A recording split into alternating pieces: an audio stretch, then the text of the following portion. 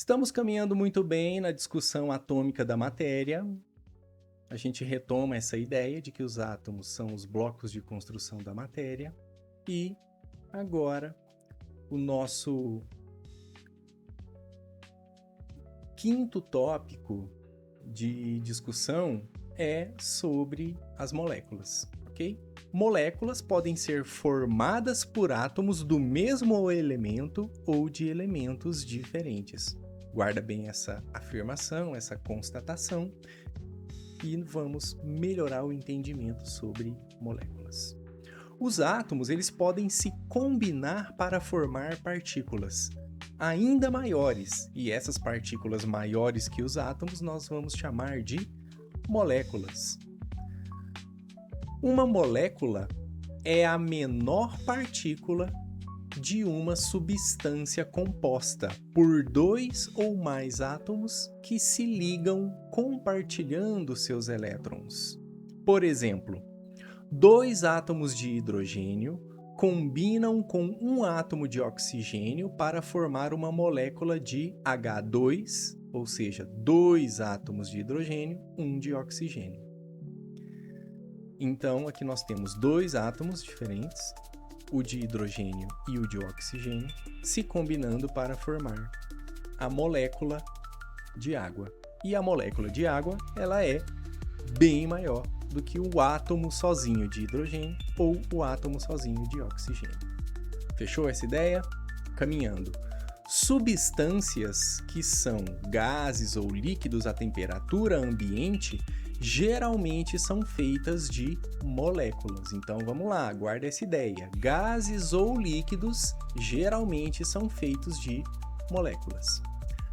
A matéria formada por moléculas pode conter todos do mesmo tipo ou uma mistura de tipos diferentes de átomos.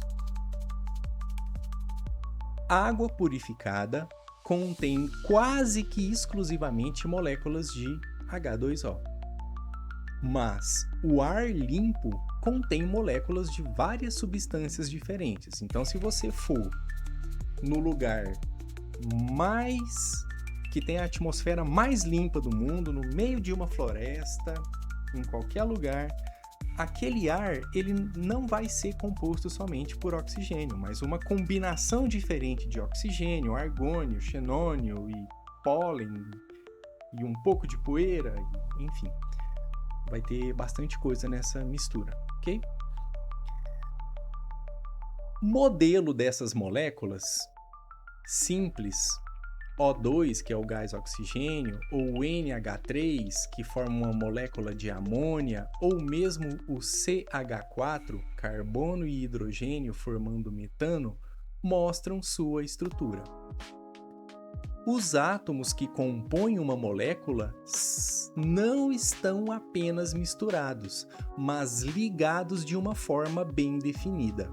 Então perceba, você tem aqui dois átomos de oxigênio ligados, formando a molécula de O2.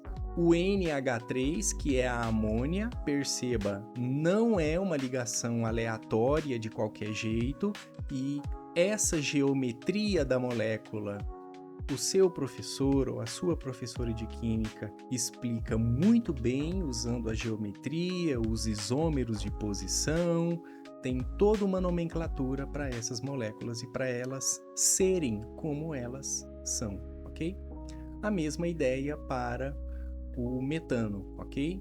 Os átomos de hidrogênio não estão ligados de qualquer maneira com o carbono, não. Existe uma posição correta para eles estarem, ok?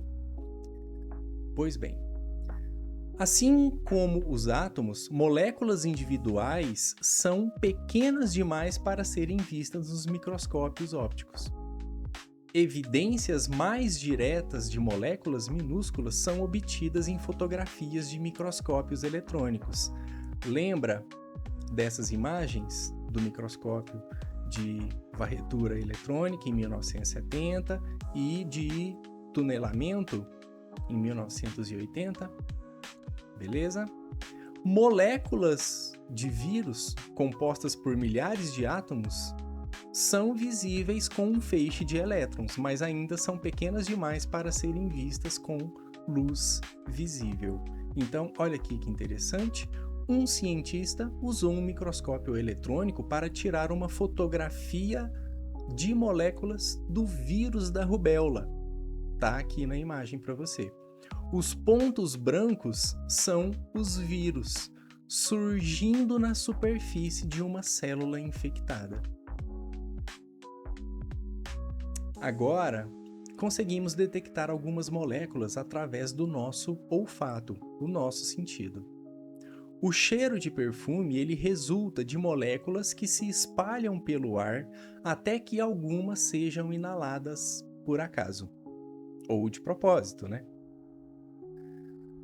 As moléculas de perfume certamente não são atraídas pelos nossos narizes. Elas vagam aleatoriamente em todas as direções a partir do frasco de perfume ou da pessoa que passou esse perfume.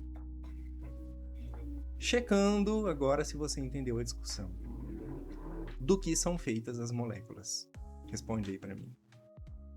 Agradeço a sua atenção até aqui e a gente se encontra no próximo vídeo falando sobre compostos e misturas. Valeu!